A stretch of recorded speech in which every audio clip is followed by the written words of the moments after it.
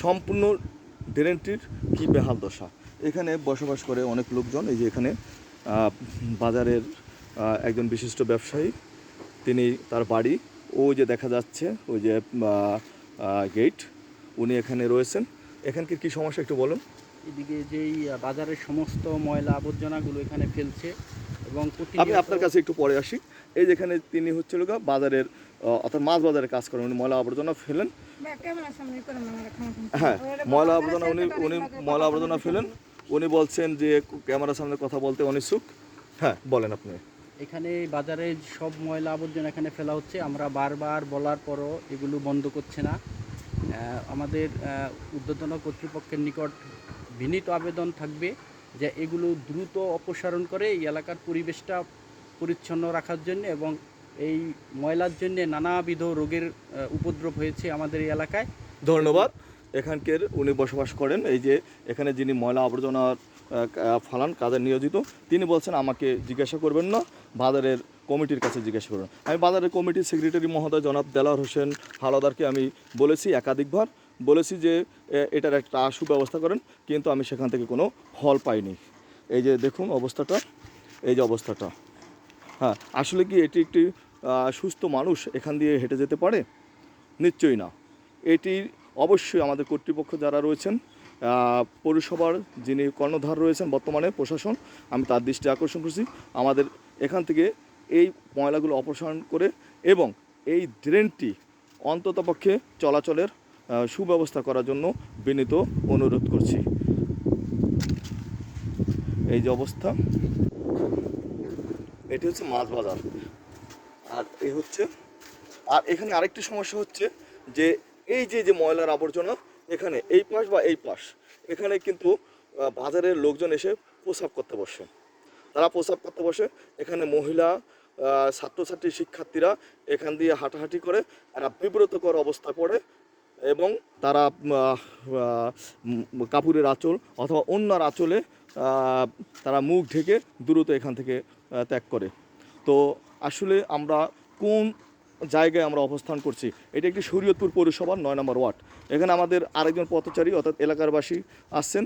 আপনি যে এখান দিয়ে আসলেন, ওয়ালাইকুম সালাম, এখান থেকে যে আসলেন, এই যে রাস্তার অবস্থা, এতে আপনার কি সমস্যা হয় না? বা কোনো এগুলো কি আসা যায়নি, যেমন গন্ধ, দুর্গন্ধ এবং পরিবেশ দূষিত, বাচ্চা কাচ্চা যায় এদিক দিয়ে, আমরা সবসময় যাওয়ার মতো এটা পরিবেশ না। আচ্ছা, ধন্যবাদ। এখানে আরেক মুরব্বী রয়েছেন, উনি মনে হয় যে কী করতে আসছেন আপনি?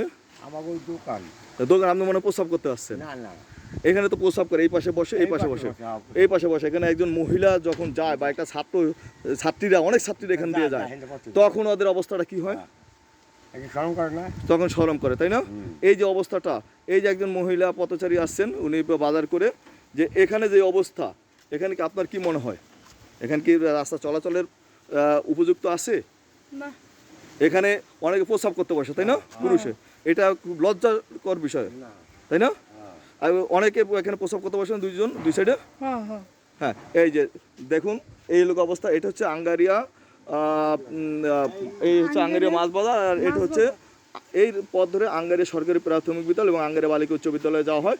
আর আমি যেখানটা দাঁড়িয়ে রয়েছি, এই যে ভবনটা দেখা যাচ্ছে, এই যে ভবনটা দেখা যাচ্ছে, এটা হচ্ছে ইবনে তাসনিম স্কুল অ্যান্ড কলেজ।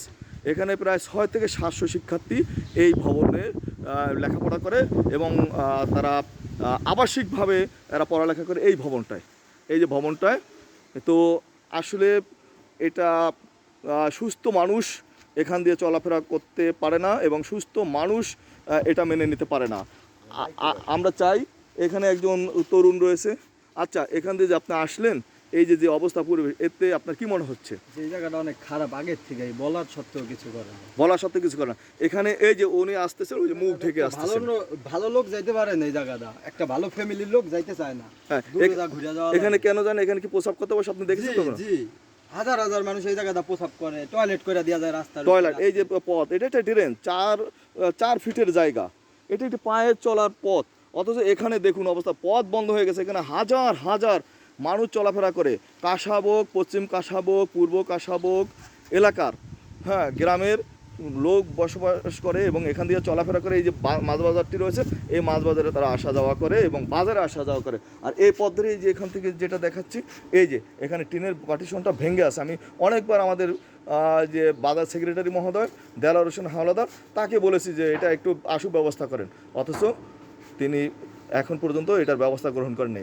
আমরা চাই যে প্রশাসনের দৃষ্টি আকর্ষণ করছি যে এই বিষয়টি বিশেষ বিবেচনা এনে দ্রুত গতিতে এর ব্যবস্থা করা হোক।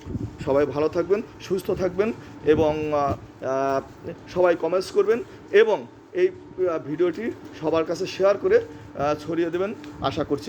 এই যে ময়লা আবর্জনা, এই যে মাছ বাজার, এই যে শিশু বাচ্চা নিয়ে তারা আসছে, বিশাল একটি সমস্যা। এই যে মাছ বাজারটি, এই যে মাছ বাজার, এই যে মাছ বাজারের অবস্থা।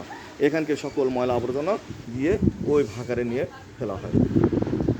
সবাই ভালো থাকবেন, সুস্থ থাকবেন।